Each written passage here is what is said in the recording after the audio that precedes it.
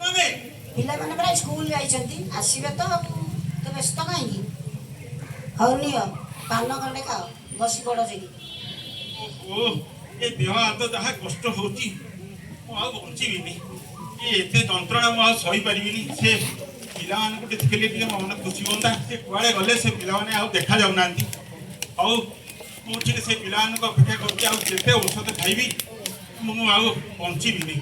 ମୋର ଆଉ ଶରୀର ସାଥ ଦେଉନି। ମୁଁ କ'ଣ କରିବି ମୁଁ ଜାଣିପାରୁନି। ସେ ପିଲାମାନଙ୍କୁ ଆସିଲେ ମୁଁ ଟିକେ ଖୁସିରେ ଦେଖନ୍ତୁ। ସବୁବେଳେ ଘରକୁ ଆସିଲେ ଏଇ ପ୍ରକାର ହବ।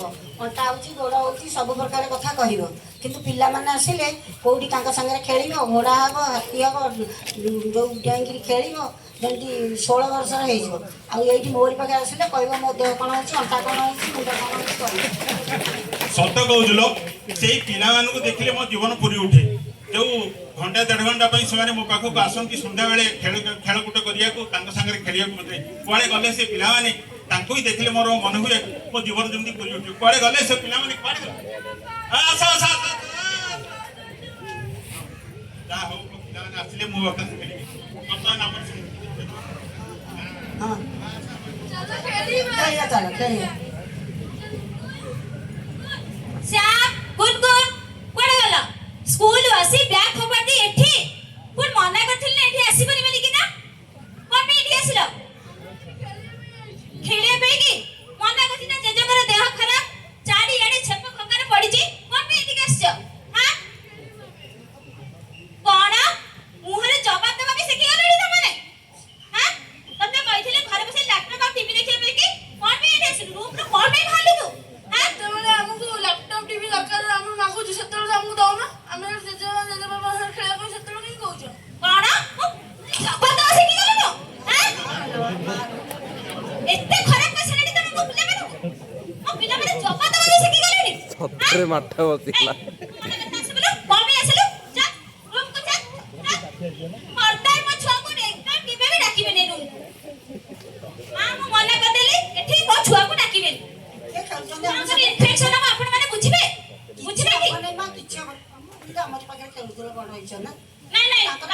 ସବୁବେଳେ ଦେହ ଖରାପ, ବାପା ସବୁବେଳେ କାଶୁଛନ୍ତି।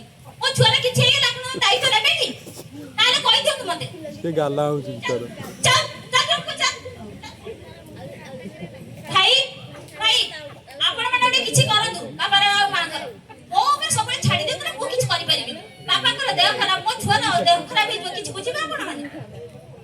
ଆପଣ ଯଦି କିଛି ନ କରିବେ, ଯଦି କିଛି ବ୍ୟବସ୍ଥା କରନ୍ତୁ ବାପା ମା କଣ କରିବେ କଣ ନାହିଁ, ମତେ ଆଉ ଖର୍ଚ୍ଚରେ କିଛି କହିବେ। ବାପା ବୋଉ ଗୋଟେ କାମ କର, ତମେ ବ୍ୟାଗ ପ୍ୟାକ୍ କର। ମୁଁ ଦୀପୁ ସାଙ୍ଗରେ କଥା ହେଇଯାଇଛି। ଚାଲ ମୁଁ ଏଇଠି ଗୋଟେ ଓଲ୍ଡ ହସ୍ପିଟାଲ ଅଛି, ତମକୁ ସେଇଠି ଛାଡ଼ି ଦେଇ ଆସିବି। ଆଉ ମଝିରେ ମଝିରେ ଯାଇକି ଦେଖାଶୁଣା କରିବି। ଆଉ ଯାଇକି ଔଷଧ ପତ୍ର କେମିତି ଖାଉଛ କି ନାହିଁ ଦେହ ପା ତମର ଦେଖି ଆସିବି। ଚାଲ ବ୍ୟାଗ ପ୍ୟାକ୍ କର। ନାଇଁ ମ ଆମକୁ କୁଆଡ଼େ ଛାଡ଼ନି। ଆମେ ଏମିତି ଦୂରରେ ପଛେ ରହିବୁ, ତମର ପାଖରେ ରହିବୁ। ଆମକୁ କୁଆଡ଼େ ଛାଡ଼ନି, ଆମେ ପିଲାମାନଙ୍କ ପାଖରେ। ନାଇଁ ନାଇଁ ମୁଁ ବହୁତ ମାନେ ଟେନସନ ହେଇଗଲିଣି। ତମେ ଟିକେ ଚାଲ ବ୍ୟାଗ ପ୍ୟାକ୍ କଲ। ଚାଲ ଚାଲ ମୁଁ ସେଇ ଓଲ୍ଡ ହସ୍ପିଟାଲରେ ତମକୁ ଛାଡ଼ି ଦେଇ ଆସିବି। ଚାଲ।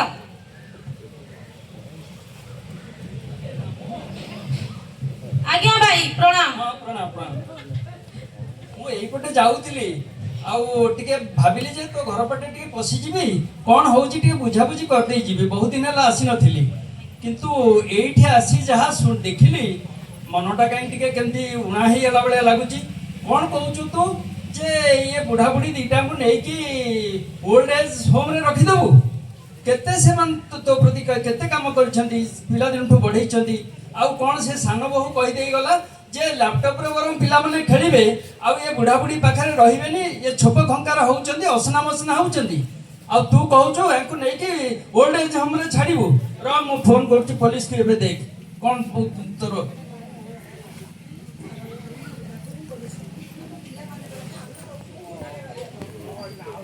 ହଉ ହଉ ଦେଖିବୁ ତ ବାପା ମାଙ୍କର କେତେ ଦରଦ। ଆଉ ତୁ କହୁଛୁ ନେଇକି ଓଲ୍ଡ ଏଜ୍ ହୋମ୍ରେ ରଖିଦେବୁ? ପୋଲିସ ଆସିଲେ କେତେ ପିଲାମାନଙ୍କୁ ଅପମାନ ଦେବ, ବେଜିତ କରିଦେବ। ଆମେ ସହିପାରିବୁନି ବାପା। ଆମେ ଜନ୍ମ କରିଛୁ ପୁରା, ପିଲାମାନଙ୍କୁ କ'ଣ ସହିବୁ ଦୁଃଖ ଆମେ? ଦେଖ ତୁ କେତେ ବଡ଼ ସ୍ୱାର୍ଥପର ପୁରୁଷ, ଏଇଥିରୁ ଜାଣେ ନିଜକୁ। ହଁ ହଁ ଭାଇ ଆପଣ ଯାହା କହିଛନ୍ତି ସମ୍ପୂର୍ଣ୍ଣ ସତ। ମୁଁ ଗୋଟିଏ ସ୍ୱାର୍ଥପର ପୁରୁଷ। ମୁଁ ଯଦି ସ୍ୱାର୍ଥପର ପୁରୁଷ ହୋଇନଥାନ୍ତି ତାହେଲେ କଣ ମୁଁ ମୋ ବାପା ମାଙ୍କୁ ନେଇ ଓଲ୍ଡ ହୋମ ମିଛରେ କହି ନେଇକିରି ବୃଦ୍ଧାଶ୍ରମରେ ଛାଡ଼ିବାକୁ ଭାବୁଛନ୍ତି? ମୁଁ ପରା ଗୋଟିଏ ସ୍ୱାର୍ଥପର ପୁରୁଷ। କାହିଁକି ଜାଣିଛନ୍ତି ଭାଇ, ଯେତେବେଳେ ଗୋଟିଏ ପୁରୁଷ ତା ଭିତରେ ଭିତରେ କେତେ ଯେ ବଢୁଥାଏ କେହି ଜାଣିପାରନ୍ତିନି। ଗୋଟିଏ ନାରୀ ତାର ଦୁଃଖକୁ ଆଖିର ଲୁହ ମାଧ୍ୟମରେ ସମସ୍ତଙ୍କୁ ପ୍ରକାଶ କରି କହିପାରେ, କିନ୍ତୁ ଗୋଟିଏ ପୁରୁଷ ଯଦି କାନ୍ଦେ ସେତେବେଳେ ସଂସାରକୁ ଦେଖୁଛନ୍ତି ଏ ପୁରୁଷ ପୁଅ ହେଇ କାନ୍ଦୁଛି, ସେ ନିଜେ ବି କାନ୍ଦି ବି ପାରେନି। କହିଲେ ଆପଣ ମୁଁ କାହାକୁ କହିବି? ମୁଁ ଏଇ ଟିକେ ପୂର୍ବରୁ ଆସିଲା ବେଳେ ମୁଁ ସବୁ ଦେଖୁଛି। ବୁଢା ବାପା ମା ଦିଟା ଚାହୁଁଛନ୍ତି ପିଲାମାନଙ୍କ ସାଙ୍ଗରେ ଖେଳିବାକୁ, ଆଉ ଏମାନେ ତାଙ୍କୁ ଖେଳିବାକୁ ଦଉନାହାନ୍ତି। ଆଉ ମୁଁ କଣ କରିପାରିବି? ମୁଁ ଯଦି ବାପା ମାଙ୍କୁ କହୁଛି ବାପା ବୋଉ ତମେ ଟିକେ ନିଜେ ନିଜର କର୍ତ୍ତବ୍ୟ କର, ଟିକେ ଏ ଯୋଗ ଆଶ୍ରମକୁ ଯାଇ ଯୋଗ କର, ସେମାନେ ମୋ କଥା ଶୁଣୁନାହାନ୍ତି। ଯେତେବେଳେ ମୁଁ ପିଲାମାନଙ୍କୁ କହୁଛି ସେମାନେ ଯେତେବେଳେ ଦେଖିଲେ ଟିଭି ମୋବାଇଲରେ ବ୍ୟସ୍ତ ରହୁଛନ୍ତି। ଆଉ ମୁଁ ମୋ ସ୍ତ୍ରୀକୁ କହିଲେ ସ୍ତ୍ରୀ କହୁଛି ମୁଁ ପର ଝିଅ ବୋଲି ମତେ ଏମିତି କହୁଛ। ଆଉ ଯଦି ଭାଇ ବୋଉ କି ଭାଇକୁ କହୁଛି ସେମାନେ କହୁଛନ୍ତି ଏଇ ଦେଖ ମୁରବି ପଣିଆ ଦେଖେଇ ହେଲା। ମୁଁ କାହାକୁ କହିବି? ମୁଁ ତ ନିଜେ ରୋଜଗାର କରିବା ଦରକାର ନା କେମିତି ଫେରେ ଔଷଧ ପାଣି ଆଣି ଏମାନଙ୍କୁ ଦେଇ ବଞ୍ଚେଇବା ଦରକାର। ମୁଁ କଣ କରିବି? ଯେତେବେଳେ ମୁଁ ଏଇ ବାପା ମାଙ୍କୁ ପାଠଶାଠ ପଢିଲା ପରେ ଚାକିରି କରିବାକୁ ଦୂରକୁ ଯିବାକୁ ଚାହିଁଲି, ଏ ବାପା ମା ତାଙ୍କ ସ୍ନେହ ପ୍ରେମରେ ଏମିତି ବାନ୍ଧି ରଖିଲେ ଯେ ମତେ ଦୂରକୁ ଯିବାକୁ ଦେଲେନି। ମୁଁ ପରା ବଡ ପୁଅ, ଗୋଟେ ସ୍ୱାର୍ଥପର ପୁଅ। ମୁଁ ଆଜି ଗୋଟେ ପଥର ପାଲଟି ଯାଇଥିବା ସ୍ୱାର୍ଥପର ପୁରୁଷ। ମୁଁ ଗୋଟେ ପଥର ପାଲଟି ଯାଇଥିବା ସ୍ୱାର୍ଥପର କରିଦିଅ। କାନ୍ଦିନି ମୁଁ ତତେ ଭୁଲ ବୁଝୁଥିଲି। ଟିକେ ଧୈର୍ଯ୍ୟ ଧର। କଣ ପାଇଁ ଏତେ ସବୁ କଣ ଅସୁବିଧା କରିବି ହଉଛି? ଭାଇ, ମୁଁ ଯେତେ ମେଡିସିନ ଦେଲେ ବି ମୋ ବାପା ମାଙ୍କର ଦେହ ଭଲ ହଉନି ନା, ସବୁବେଳେ ଟେନସନ ଲାଗି ରହୁଛି। ମୁଁ ଆଉ କଣ କରିପାରିବି? ମୁଁ ସେଥିପାଇଁ କାହାକୁ କିଛି କହି ନ ପାରି ନିଜର ଦୁଃଖକୁ ନିଜ ଛାତିରେ ଚାପି ଗୋଟିଏ ପଥର ପାଲଟି ଯାଇଥିବା ପୁରୁଷ ପାଲଟି ଯାଇଛି। ପୁରୁଷର ଦୁଃଖ ବା କିଏ ବୁଝିବ? ମୁଁ ଆଉ କଣ କରିବି? କଣ ହେଇଛି? ଏତେ ଅସୁବିଧା ତ ଆଗରୁ ନଥିଲା। ଏତେ କଣ ପାଇଁ ଏତେ ଅସୁବିଧା? ଆରି ଭିତରେ ବୋଧେ ମୁଁ ତ ଗତ ଥର ଆସିଥିଲି ଏତେ ଅସୁବିଧା ହେଇନଥିଲା। କଣ ପାଇଁ ଏତେ ସବୁ ଅସୁବିଧା ହେଇଛି? ହଁ ଭାଇ, ଆଗରୁ ଏସବୁ କିଛି ନଥିଲା। ମୁଁ ଏଇ ଘର ଖଣ୍ଡେ ଗଲା ଦିନଠୁ ତାପରଠୁ ଏମିତି ଅସୁବିଧା ଲାଗି ରହୁଛି ଯେ ଅଶାନ୍ତି ଲାଗି ରହୁଛି। ମୁଁ ନିଜେ ନିଜକୁ ବି ସମ୍ଭାଳି ପାରୁନି। କଣ କରିବି ଭାବୁଛି। କଣ ଏ ଘରର କିଛି ବାସ୍ତୁ ଦୋଷ ଅଛି ବୋଲି ଭାବୁଛୁ ନା କଣ? ସେଇ କଥା କହୁଛୁ? ଆଜ୍ଞା, ମୁଁ ସେଇଆ ହିଁ ଭାବୁଛି। ହଁ। ଆରେ ମୁଁ ତ ଏଇ ଯୋଉ ଘର ତୋର କଲୁ, ମୁଁ ପ୍ଲାନ୍ ଦେଇଥିଲି ତୋତେ। ସେଇ ସମୟରେ ଏକା ପ୍ଲାନ୍ ମୁଁ ତୋତେ ଦେଇଥିଲି। ଲକ୍ଷ୍ମଣ